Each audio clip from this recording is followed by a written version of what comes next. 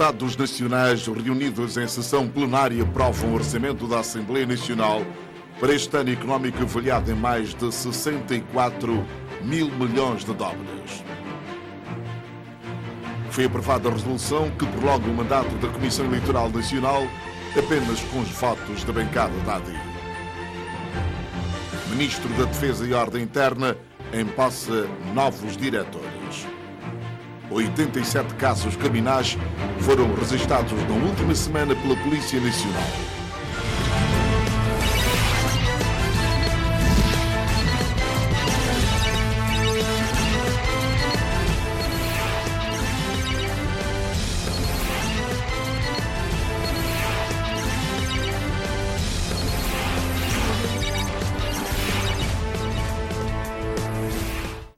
Boa noite. Os deputados da Assembleia Nacional estiveram hoje reunidos em sessão plenária.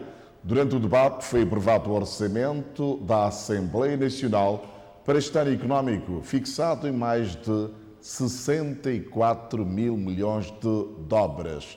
O orçamento da Casa Parlamentar sofreu um decréscimo de 7%.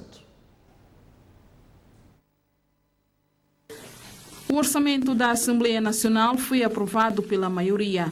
Fixado em mais de 64 mil milhões de dólares, o orçamento para o ano econômico 2017 sofreu uma pequena diminuição em cerca de 7% relativamente a 2016. De acordo com o plafond inscrito no Orçamento Geral do Estado para o exercício econômico de 2017, o orçamento da Assembleia Nacional está fixado, em termos globais, em 64 mil milhões 362 milhões de dólares, sendo 48 mil milhões 862 milhões de dólares para as despesas correntes e 15 mil milhões e 500 milhões de dólares para as despesas de capital. No que toca às despesas correntes, importa referir em relação a 2016, não se registra qualquer alteração na medida que o plafond é idêntico. Mas em termos globais, registra-se um decréscimo de 7,21% face a 2016, como consequência da redução do orçamento de capital em 24,39%. É dizer de que esse orçamento peca por essa apresentação de discussão tardiamente, porque, nos termos da lei, o orçamento da Assembleia é aprovado 30 dias antes da aprovação do Orçamento Geral do Estado e, de acordo com a nossa agenda, o Orçamento Geral do Estado tudo indica que será votado no dia 25. E o nosso orçamento hoje, que conheceu decréscimo, do ponto de vista de receita, na ordem de 7%, falo em números redondos, também é necessário vermos porquê que há este decréscimo.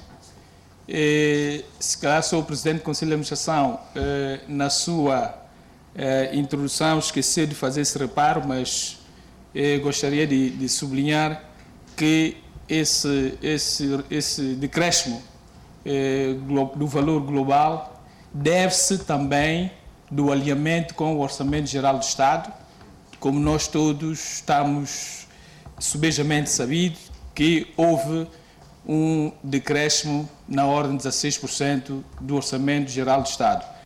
Nesta sessão, foi igualmente discutido e aprovado apenas pela bancada do ADI o projeto de resolução que prorroga o mandato da Comissão Eleitoral Nacional até 31 de junho de 2017. Os deputados elegeram também o novo representante da Assembleia Nacional no Conselho de Estado, que recaiu na pessoa do deputado Idalécio Quaresma, substituindo Evaristo Carvalho, que agora exerce as funções do Presidente da República. Já amanhã, no mesmo conclave, os deputados vão discutir na generalidade o Orçamento Geral do Estado e as grandes opções do plano para 2017. Ainda na sessão plenária desta segunda-feira foi aprovada a resolução que prolonga o mandato da Comissão Eleitoral Nacional com os votos da bancada da ADI. A bancada do PSD decidiu votar contra essa resolução, tão simplesmente o seguinte: a tarefa de setembro do ano em curso. No entanto, temos conhecimento, aliás, há documentos que provam isso mesmo, que a comissão continua a funcionar com apenas 2 membros, o seu presidente e o seu secretário. Pessoas que elaboraram os documentos que foram submetidos à mesa da Assembleia e, pese embora a chamada de atenção da comissão, a mesa da Assembleia ateve esse documento como se fosse um documento legal. E a nossa proposta vincava exatamente isso, para que todos os atos realizados pelo senhor presidente da comissão e o seu secretário fossem nulos. O jogo que o senhor presidente vai fazendo é para facilitar que as manobras que desde lá até então têm sido feitas nos cadernos eleitorais, através daqueles que estão lá, que são secretários e presidentes, que detêm, portanto, todo o sistema do funcionamento e para a alteração dos dados eleitorais, a bancada do MLSTP, aqui presente, e em nome do partido MLSTP, deixa claro de que, ao continuar, ao não alterar esta prática, não estaremos disponíveis a participar nas eleições nem autárquica nem legislativa. Foi aprovado hoje pela Assembleia Nacional o voto de pesar pelo passamento físico do ex-presidente da República Portuguesa, Mário Soares, ocorrido recentemente. O voto foi aprovado por unanimidade pelos deputados. O líder da bancada parlamentar dos Sociais-Democratas aproveitou o momento e procedeu a algumas críticas pelo facto do país não ter sido representado na cerimónia fúnebre do malogrado. Críticas que mereceram a reação imediata do Ministro dos Assuntos Parlamentares, Afonso Varela. Num momento que mesmo num momento, eu diria, de recolhimento, num momento solene, em que deveríamos mostrar de facto a nossa fraternidade e a nossa solidariedade para com um grande homem, nós aproveitamos para vir aqui com uma retórica que pertence ao passado, que uma retórica que só serve para dividir, mas que demonstra de facto que é contra a vontade que estamos a fazer aquilo que estamos a fazer. É um mau exemplo que estamos a dar, porque há um momento para tudo, há um momento para criticar, há um momento para se reconhecer.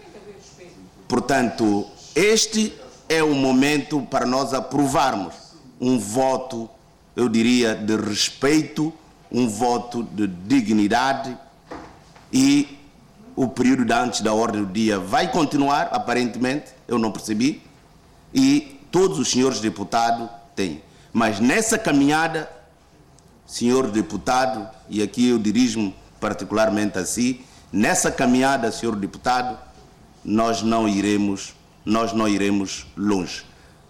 Aprovemos o voto de pesar, se esse é o seu sentimento e da sua bancada, e depois façamos todas as nossas brincadeiras a que estamos habituados. O que não podemos admitir é que se aproveite um momento de recolhimento tão profundo como esse. Um momento em que o Estado exprime uma dor. É a nação, não é senhor deputado, não é sua bancada. É a nação, é o povo santomense. Que o senhor aproveite esse momento e essa tribuna para fazer descarregar o seu fel, que aqui nesta Assembleia, de que o senhor é deputado, não tem lugar.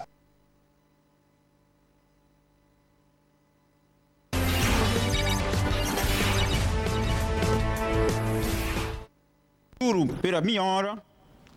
O Ministro da Defesa e Administração Interna, Arlindo Ramos, empossou hoje o Tenente-Coronel Tomé da Glória no cargo de Chefe dos Serviços da Capitania dos Portos, Silvestre da Apresentação no cargo de Diretor dos Serviços de Imigração e Fronteiras e Armando Correia como assessor do Ministério da Defesa e Administração Interna. O ato de empossamento decorreu no gabinete do Ministro. Ser fiel à minha pátria, cooperar na realização dos fins superiores do Estado, defender os princípios fundamentais da ordem social e política. Uma cerimônia curta, marcada com atos de juramentos de fidelidade à pátria e ao Estado, e na qual estavam presentes as chefias das Forças Armadas, Polícia Nacional, Guarda Costeira e Serviços de Bombeiros. Para mim é uma honra ter a certeza de que o Estado-Maior e o Governo confiou na minha pessoa para desempenhar esta tal função.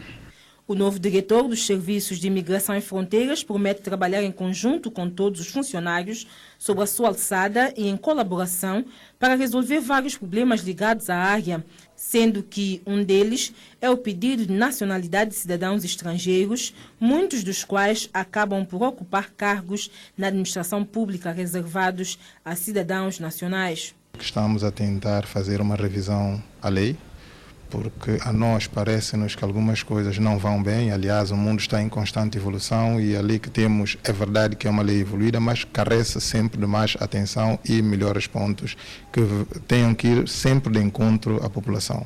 E não só, porque aliás, se nós formos ver, há muita gente que entra no país e ocupa posições e muitas vezes até cargos que nós aqui em Santo Tomé temos pessoas qualificadas e habilitadas para tal, impedindo, fechando ou vedando um bocado essas possibilidades de entrada. Aliás, porque a nossa própria lei também já veda um bocado, estaríamos sempre a contribuir para o bem de Santo Tomé e Príncipe e de todos os santomenses. Eu nunca pus de parte toda a minha competência e qualidade profissional para o exercício das minhas funções. E, portanto, não seria agora que ter um convite especial que eu iria fazer. Por isso, quero dizer ao Sr. Ministro que estarei 24 sobre 24 horas à sua disposição. Para o Ministro da Defesa, o empossamento desses quadros surge na necessidade de dar maior dinâmica a estes setores afetos ao seu Ministério. Implica a nova dinâmica que nós queremos imprimir a nível do Ministério e a nível de alguns sectores, particularmente no que concerne a Capitania dos Portos. Sabe que nós temos um problema e havia uma necessidade de nós reorganizarmos a Capitania de forma a dar resposta ao problema atual da extração ilegal da areia. Portanto, nós constatamos que a anterior direção não conseguia por cobrir a situação, portanto decidimos mudar e propusemos que seja um militar a assumir as funções de chefe de capitania de esporte, tendo em conta as características próprias da própria capitania. Em relação à migração, nós, como disse o diretor, há uma necessidade de nós termos maior controle do fluxo migratório no país. Portanto, nós temos muita gente que entra e muitas vezes não fomos capazes de controlar a permanência e a saída dessas pessoas. Há uma necessidade de nós dedicarmos mais, de reorganizarmos o sector e é com esse objetivo que nós nomeamos agora o diretor de migração e o chefe de capitania de esporte. Quanto ao assessor, é uma pessoa com uma certa experiência que pode ajudar muito o ministro a reorganizar e a decidir sobre algumas questões no âmbito daquilo que é a segurança interna. Ministro da Defesa dá posse às chefias para a Capitania dos Portos e Serviços de Imigração e Fronteira e um assessor para o seu ministério. O Ministro da Defesa e Administração Interna, Arlindo Ramos, defendeu hoje a necessidade do Governo passar a controlar melhor as entradas e permanências de cidadãos estrangeiros em São Tomé e Príncipe. Na sexta-feira passada, o Governo decidiu suspender os pedidos de naturalização de cidadãos estrangeiros alegando a necessidade de definir regras e critérios mais transparentes e precisos. A decisão de suspender a atribuição de naturalidade a cidadãos estrangeiros foi tornada pública no último comunicado do Conselho de Ministros. Esta segunda-feira, o Ministro da Defesa e Administração Interna diz que é necessário o governo controlar melhor as saídas e entradas de cidadãos estrangeiros no país. O que nós temos que ter é a capacidade de melhorar a nossa capacidade de controle dessas entradas e, ao mesmo tempo, da permanência dessas pessoas. Há uma lei e há uma decisão de isenção de vistos a determinados países, a determinados cidadãos, e também há uma lei que permite a concessão de visto de residência a pessoas que, por motivo de negócios ou de instalação de empresas em São Tomé e Príncipe, a lei permite. O ministro garante que atualmente não existem cidadãos estrangeiros que tenham entrado ilegalmente no território santomense, mas que faz todo sentido definir um quadro jurídico para se evitar que muitos dos que chegam e permaneçam em São Tomé e Príncipe possam prejudicar a economia do país. No momento nós não temos entradas ilegais, as entradas são todas legais, mas é preciso nós avaliarmos também o impacto que essa lei provoca na economia e o impacto que os investimentos que alguns estrangeiros têm feito no país têm estado a provocar na nossa economia.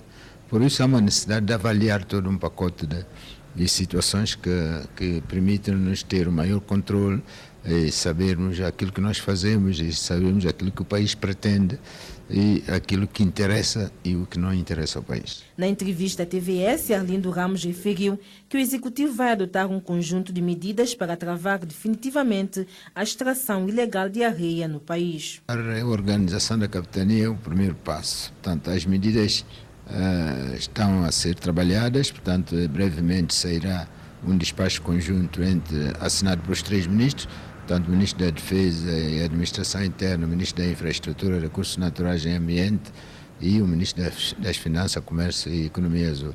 Portanto, esse despacho vai estabelecer algumas regras e algumas coimas para aqueles que extraem ilegalmente areia ou transportam ilegalmente areia. Portanto, todo esse processo é um processo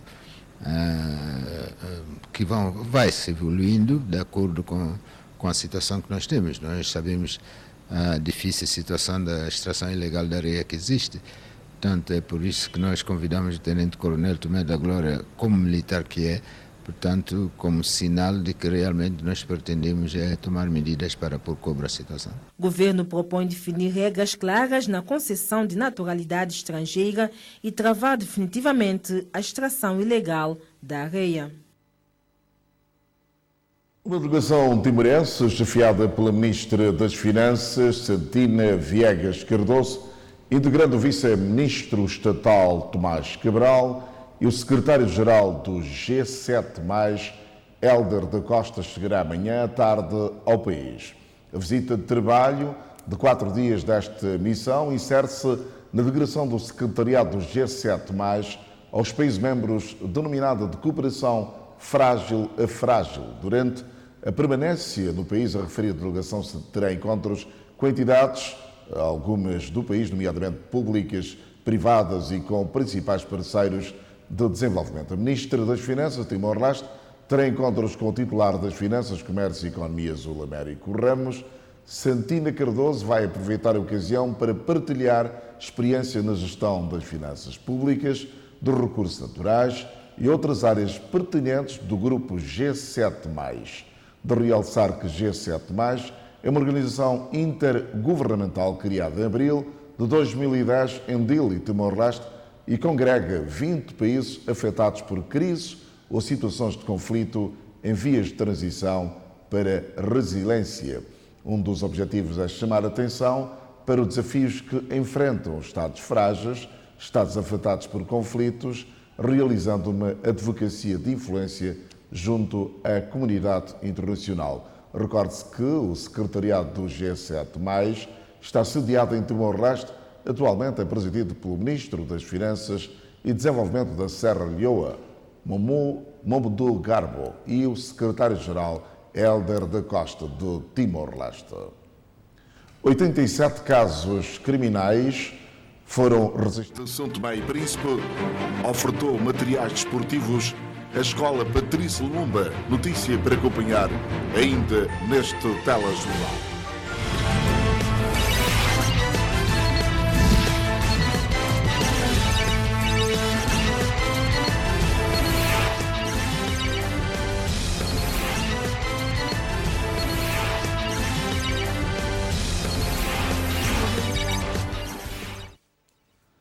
Os 87 casos criminais foram registrados na última semana pela Polícia Nacional e Água Grande continua a ser o distrito com maior número de casos. Os dados foram avançados hoje no balanço semanal da Polícia Nacional.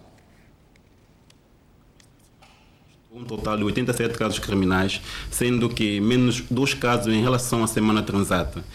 Água Grande continua a liderar a lista como o distrito mais conflituoso, sendo que registrou um total de 24 casos criminais. A seguir temos Mesoche com 22 casos criminais, Comando Distrital de Cantagalo com 10 casos criminais, Lobata 9 casos, Lemba 8 casos no Comando Distrital de Cauê e 6 casos na região autónoma do Príncipe. No que diz respeito a crimes contra pessoas, ofensas corporais, nesta semana finda, os comandos distritais regional registrou um total de 25 casos criminais e também registrou um total de 13 casos de violência doméstica.